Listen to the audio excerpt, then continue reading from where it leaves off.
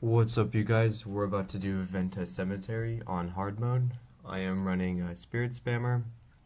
We have Acolyte Sasuke on Searing Flames, Jed also on Searing Flames, Searing Flames, Searing Flames, Ineptitude, a BIP Battery, Healer, and then Cost just has some random skills. You need him for this mission, and I hate warriors, so I hate. That's not true. I hate hero warriors. Yeah, so let's get started. Yeah, so I recorded this mission yesterday, and I'm doing the voiceover now. I remember this run being a little bit of a shit show, so I have to apologize in advance for a little bit of sloppiness, but it's still a pretty quick run. Yeah, I kind of forget what I did wrong, or what happened, but I just remember like thinking like, oh damn, like it's gonna suck doing this voiceover because I'm gonna have to like apologize, or like, you know what I'm saying. So yeah, the goal of this mission is to evacuate these Sun Spear evacuees, bring them to the coast, to get them back to Istan. So the bonus is taking out 12 of these guard towers, which is pretty easy. The guard towers don't have much defense. Like at each guard tower, it's just like four or five-ish guys, and they tend to be extremely balled up at each tower. So if you can manage to keep them like balled up, then they'll fall pretty quick to any AoE damage. So that's really convenient. Yeah. So as soon as you aggro each one, it'll start this little like countdown timer, and if the timer reaches 0, then I think you'll get like a siege attack supposedly. Like something like descend. Oh, look right here. My character, see how like my heroes are not following my character on the map? It's a little bit of rubber banding, and I think it's like a network error or something. I don't know why it happened. I have great internet. But yeah, I just waited for my character to like rubber band back to the stupid. Anyways,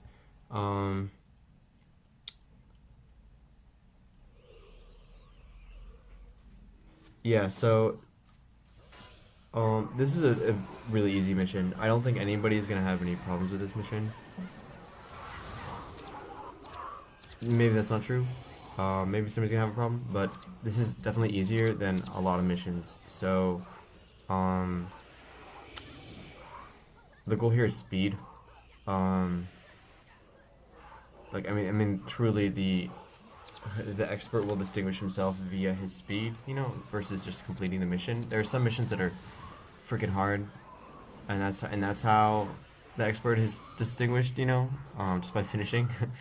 But this is not the case. Venta Cemetary is an easy mission. There's actually at least one part where it's really easy to like over aggro. So that could be kind of difficult, but anybody who's good at hard mode will know like not to over aggro. Actually, this mission has a slight like little nuance in that each group tends, like each enemy group, each cluster tends to have a spotter with them, and spotter foes, like I think there's some elsewhere in the game, but they have a larger aggro radius than most other foes. So if you get like not even just within like your little like aggro earshot bubble, if you get, I think it's like a spirit range, I think it's like a pretty large range, it'll aggro the foes. So that's not fun. It makes things sloppy sometimes. Oh yeah, this is the speaking of sloppy, right here. Damn, I ran past this group and I kind of just expected them to be dead because usually they are, but for some reason the Rangers don't like to die. They they're a little bit more resilient than their friends. So I realize it right up here, and I'm like, oh damn. So I run back, and then of course like the timer runs out, you know, because I ran past it, and so like there's like the siege attacks coming on.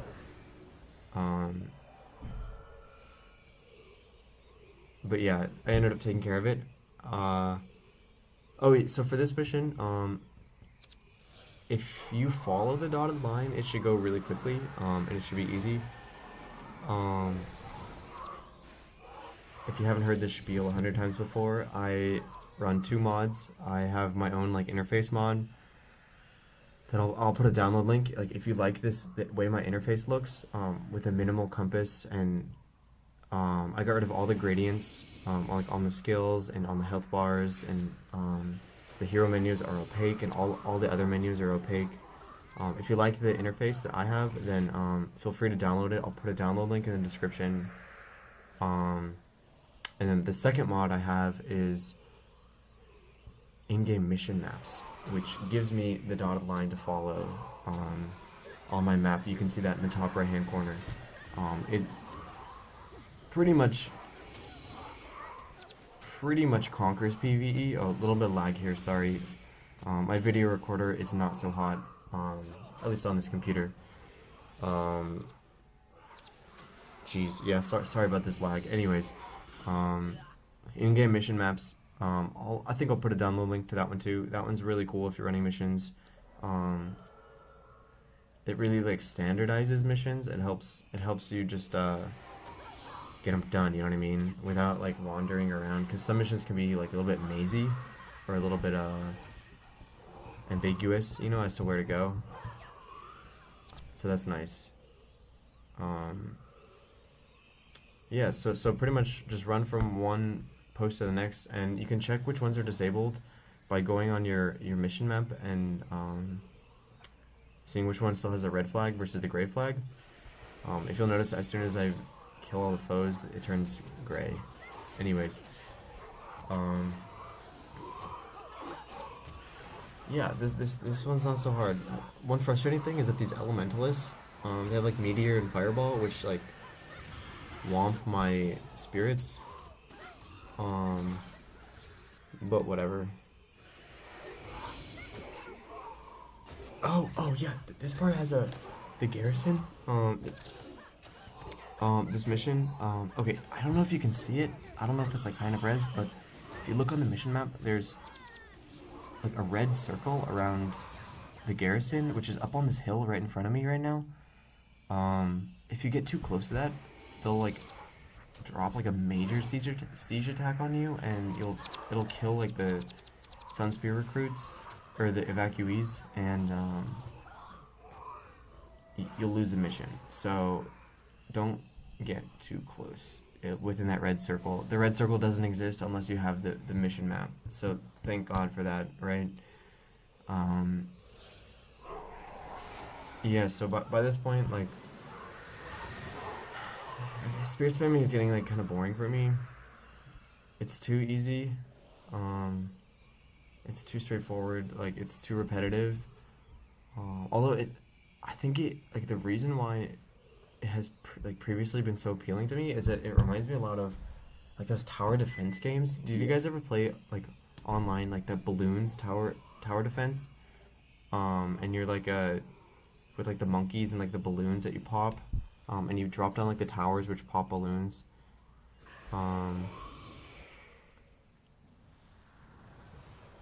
Yeah. When you drop the spirits, they really feel like little towers, like little turrets, you know? Because that's really what they are. It's just like a little tower defense game, pretty much. What's like a good one? Like Pixel Junk Monsters? That's a pretty good one. There's a lot of them. It's really fun. Like, that's one of my favorite types of games.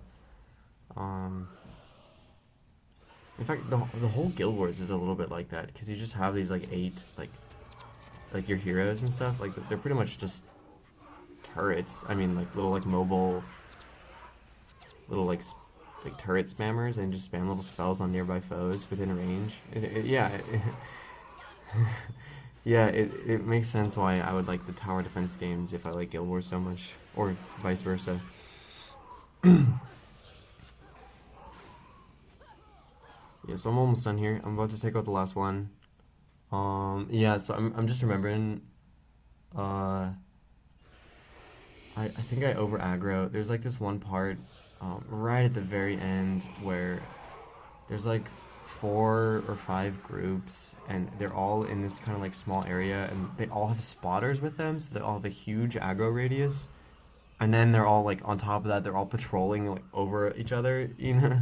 So, uh, yeah, I think I aggro a little more than I can chew. Um,